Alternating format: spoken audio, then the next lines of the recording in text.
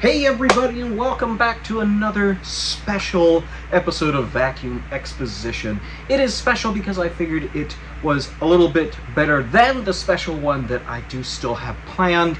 I just needed a little bit more time, and as Washington has been pretty hot lately, it has been a little bit harder to get into my storage unit because I have no AC there. So bear with me, that is coming up.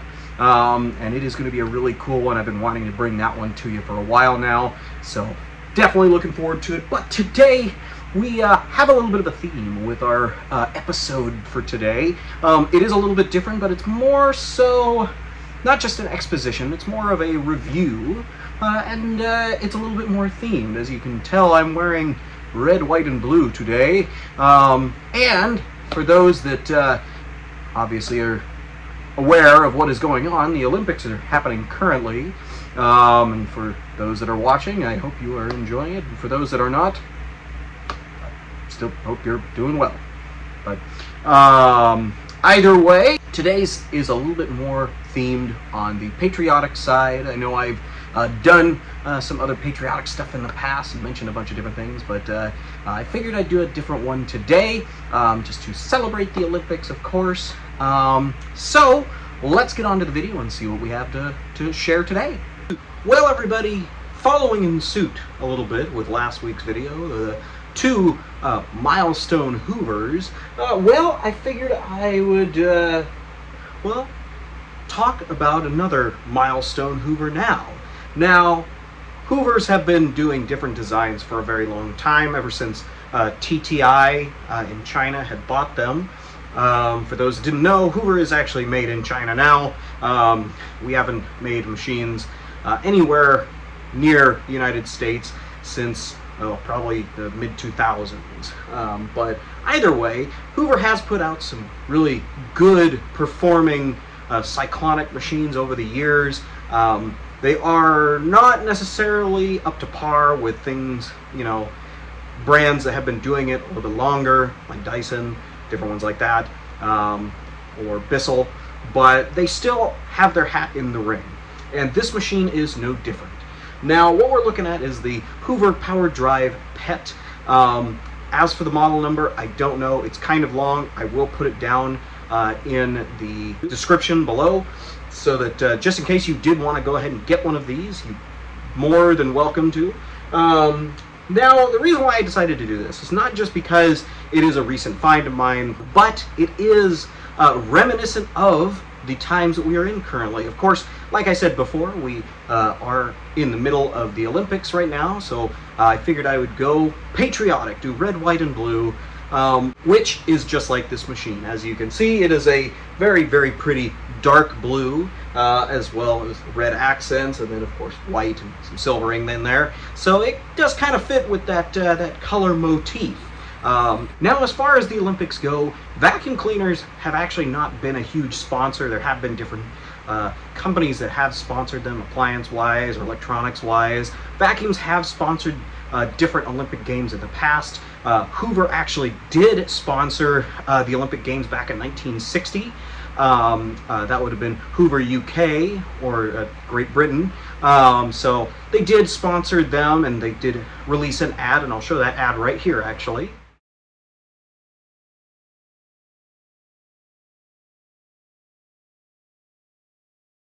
So I kind of found that it was fit to do a Hoover in honor of that. Now, there is no marketing that did have any Olympics relation for this particular machine, but that's okay. You know, again, they don't really do that anymore. There's many other sponsors for the Olympics that, you know, take care of it, no problem. Hoover not being one of them anymore. But nonetheless, we do have a really cool machine to talk about, of course. Now, the Power Drive PET is technically a derivative of the Windtunnel line. As you can see, it says Windtunnel on the front.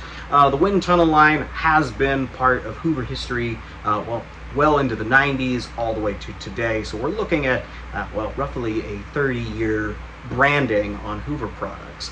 The Windtunnel was known for being one of the more, well, technologically advanced machines for Hoover. I did do a video on a Windtunnel, well, probably over a year ago now, for the Farrington Windtunnel. If you haven't checked that out, definitely go back and watch that one. It's a really cool one, and I was really lucky to be able to find one of those.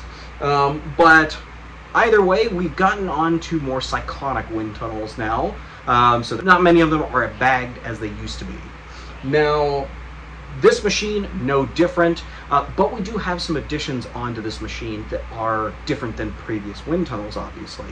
Obviously, this one is a cyclonic capture machine, so you do have a multi-stage cyclone in there. Now, this particular machine is not necessarily a brand new machine. The Windtunnel Power Drive PET technically came out a couple of years ago, but they are still currently sold on Amazon, and I'll show the Amazon posting for it right here. You can still acquire one.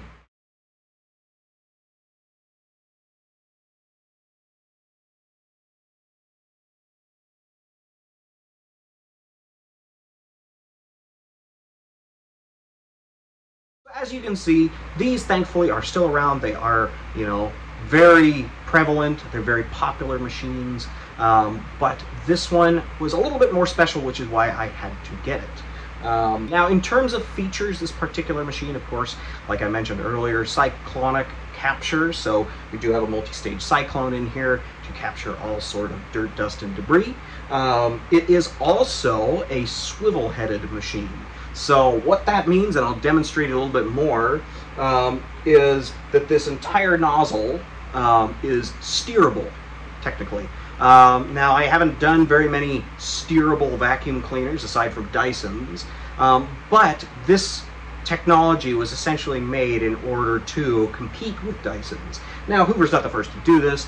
Shark actually was one of the very first to do it. I'm sure there's others that have done this in the past. As well as going back into the 60s and 70s, there were steerable technologies in canisters, as well as some uprights had a elbow joint in the 40s in order to steer. So steerable vacuum cleaners is not necessarily a new concept. However, the technology has improved, of course, which makes it easier for you to get around curved items, as you would say. So it is steerable. It is very nice in that way. Now, very similar to a shark, and I'll bring out a shark to demonstrate this. As you can see, I have a Shark Navigator right here. It is a pretty bare bones stock machine. This is actually one of my daily drivers here in my apartment, but very, very similar, even in color, oddly enough, to the Hoover Power Drive PET. Now, one big similarity with these two machines is the handle, and I'll demonstrate the handle on the Hoover in just a sec. But as you can see, they both have a hose that kind of comes out towards the back, right here on the Hoover, and then the handle comes up, and they're both detachable, and of course have their various onboard tools so that you can do additional cleaning. Thankfully, when I got this Hoover, it actually did come with all the tools minus the pet hair turbo tool. I'm not going to fight about that just because, I mean, for the price that I got it for, not really going to argue with it. But anywho, the technology on this Shark essentially is very similar to what has been offered on the Hoover. There are, of course, newer Sharks now. The Apex, Duo Clean, and different ones like that have a steerable nozzle on the front of it in order to do the same thing as the Hoover does. I will note that the Hoover Cyclone bin is, well, it's quite a bit larger than the Shark ones that I've seen, so definitely a positive in that regard. But very, very similar designs in terms of these two, even down to the buttons, and I'll do more demonstrating on the buttons on that one, but on the Shark at least, you have power buttons all up here, as well as your release and your brush roll turn off or brush roll power button is also at the top right here, so you can do hard floors without scooting everything out the bottom of it with the brush roll. So, well, that's enough talking about the Shark, so we'll move back into the Hoover now. So with this Hoover, you know, and this is something that I have noticed in my my finds. For vacuum cleaners in general, it is getting harder and harder to find any ad representation for these machines. Now, I know what you're going to say. We find these kind of things on the internet. We can find them on eBay, Amazon, obviously, that I've already shown this on.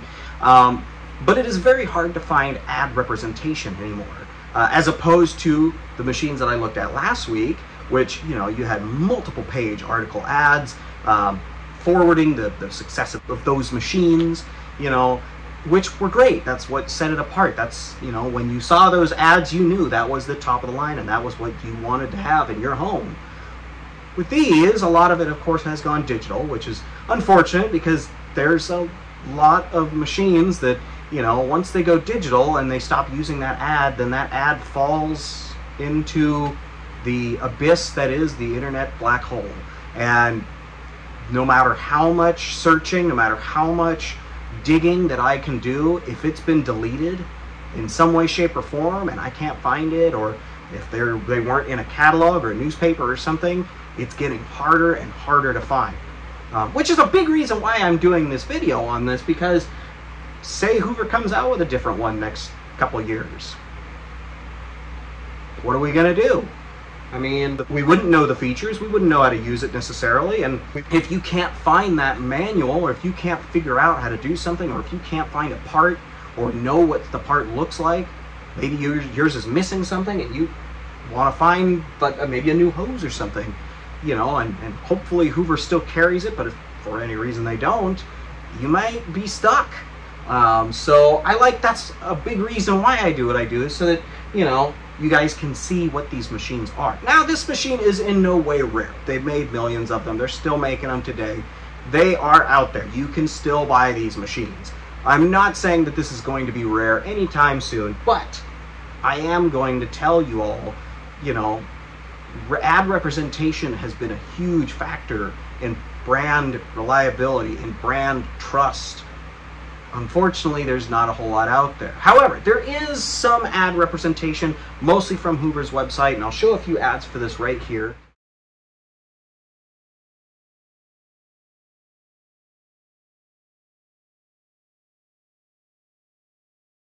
As you can see, they're really forwarding this machine as the way of the future, you know, with that steerable technology, with the pet hair application, any type of mess that can be cleaned up with this machine. It's very interesting, and you know, it's awesome to see that there is, you know, those sale points that they're trying to make. However, you know, when you used to be able to find this stuff in your newspaper, for those that still read the newspaper, or maybe you just want to have a record of anything, it's getting a little harder, unfortunately. But you know what? That's why I do what I do. I dig and dig and dig, so that if any of you guys want to find the information or find those ads or anything, go back to my videos. I have that out here. That's why I do it. I spend hours and hours digging, and I want to make sure that everybody, whether you're into vacuums or not, you have the information out there, because honestly, if you don't know what you're looking for, you may not ever find it. I've been doing this for 20 years, so I know what I'm looking for. I know where to look, and I know the buzzwords and zing words to find what I need to.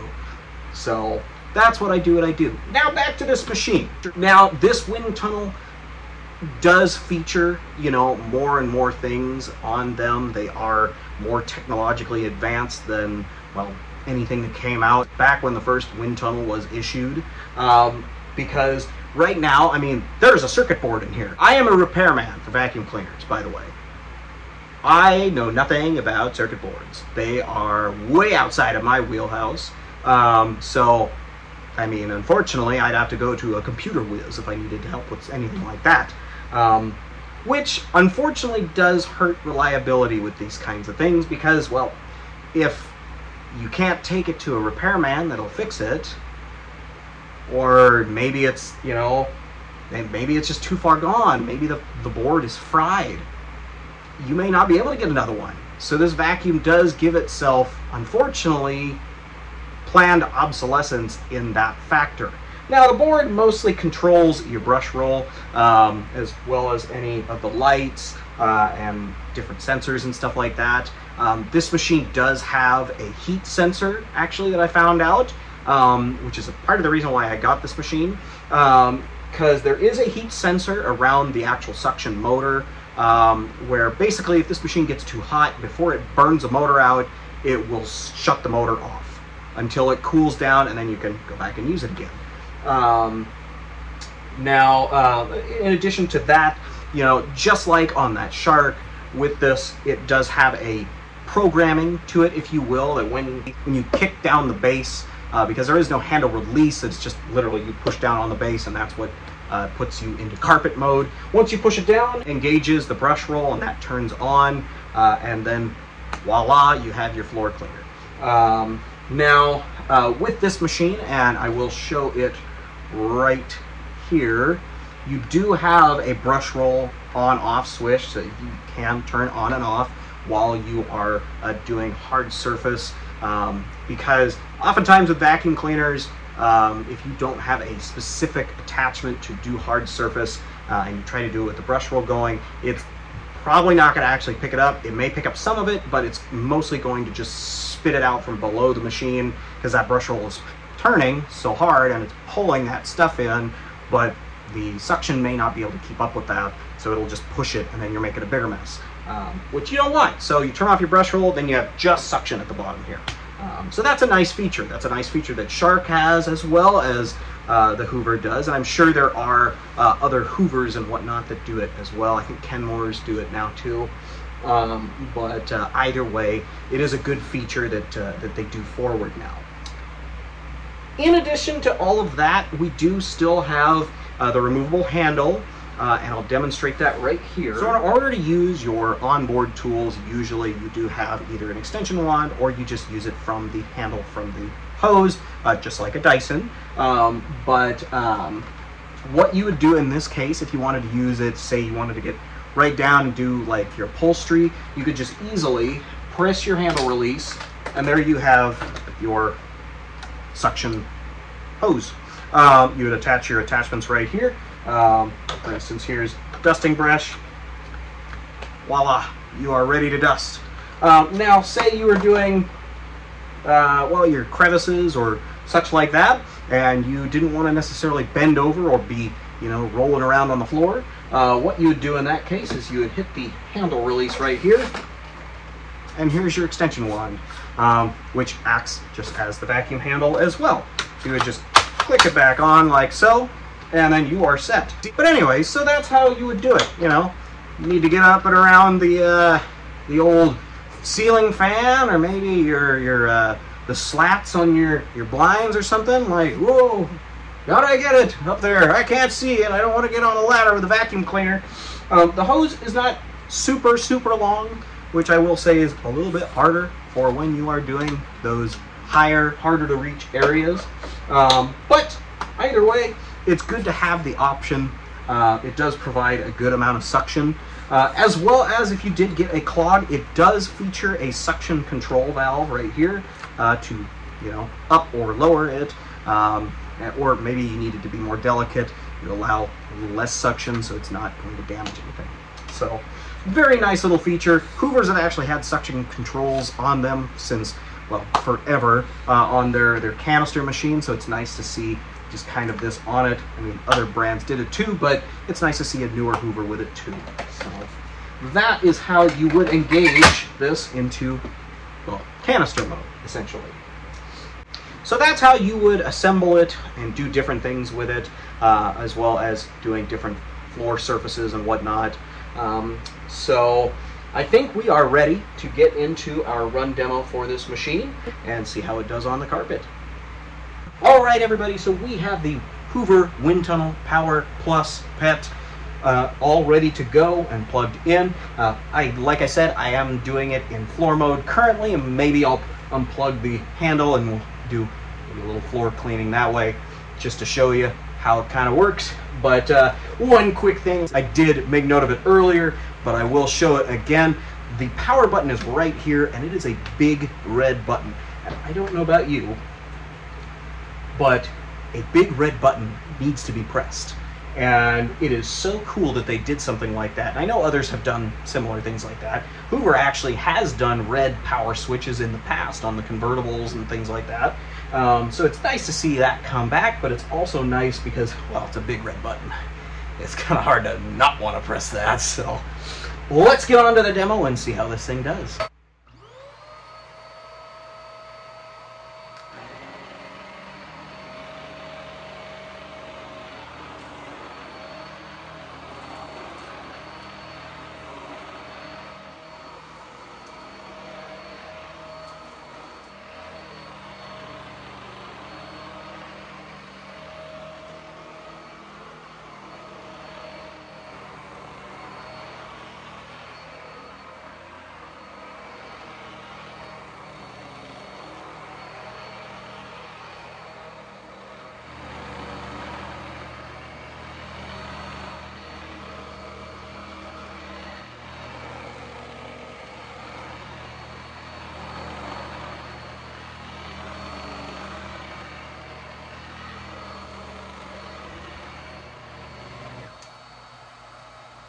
Alright, so now that we've done the floor, let's see how this thing does on attachments. Of course, we do have a very nice little crevice tool right here, as well as the dusting brush we took a look at earlier. Like I said, it would have come with a pet turbo tool with it as well, but unfortunately, that did not come with it. So, oh well, not a big deal. So, we're going to take our handle from back up here, kind of unhook it from the back of the machine. So we have a little bit more. There we are, ready to go. Kind of like a gas pump handle, kind of. But anyways, let's put on our little dusting brush, and now we're set.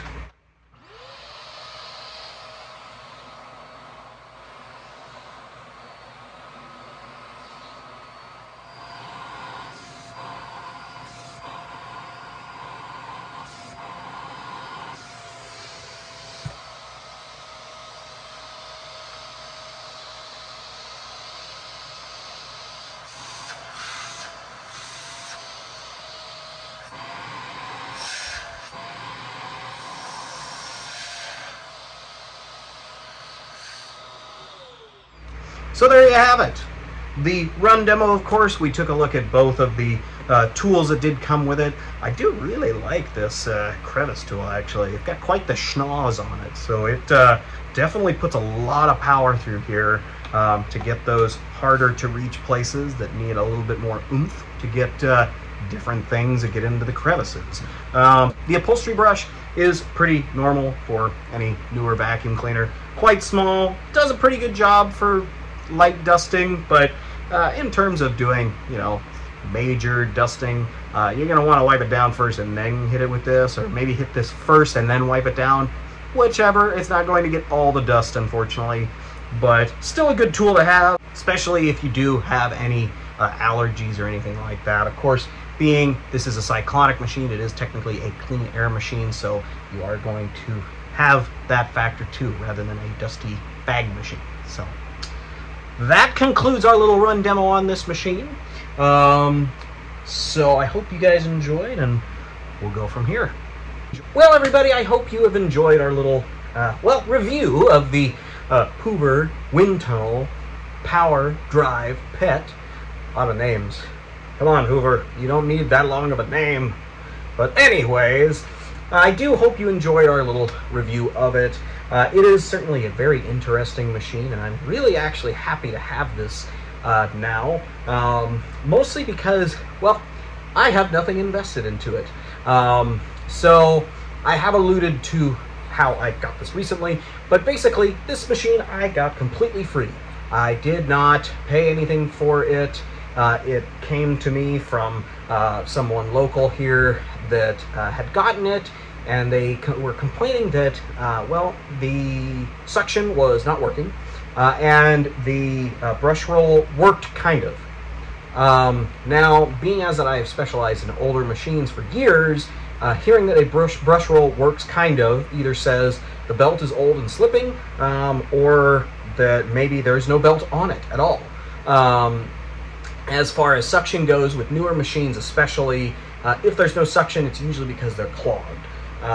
This, however, was a little bit different story. I found out, unfortunately, due to a design error on this machine, when she was dumping the dirt, it was actually trapping fine dust in the central cyclone tube, which had filled all the way up and was actually choking out the motor. In addition to that, the different filters were already clogged, so those I did have to clean out. As far as the brush roll, the only thing I can think of, because it is actually operating just fine, the only thing I can think of that may have happened is maybe she was noticing that when you put the machine in full upright position, that it does shut the brush roll off, which, I mean, if you aren't expecting that, or maybe if you hit that button and forget to turn it back on, it's kind of, well, what the heck, why isn't the brush roll working now? Now, unfortunately, this machine does not have a little light on it like Sharks do. Sharks have a little light on the top there that actually says, like, or it lights up when the brush roll is on versus when it's turned off.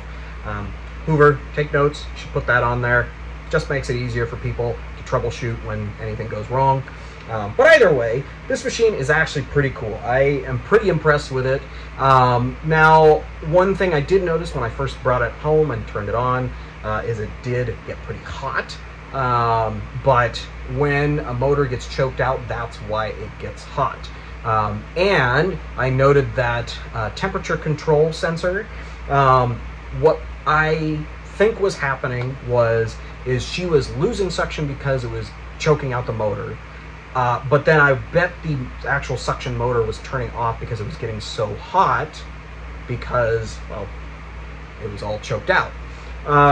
So after cleaning it out, I'm feeling this, nothing. Absolutely no heat coming off of it. It's running perfect now. It's all cooled down.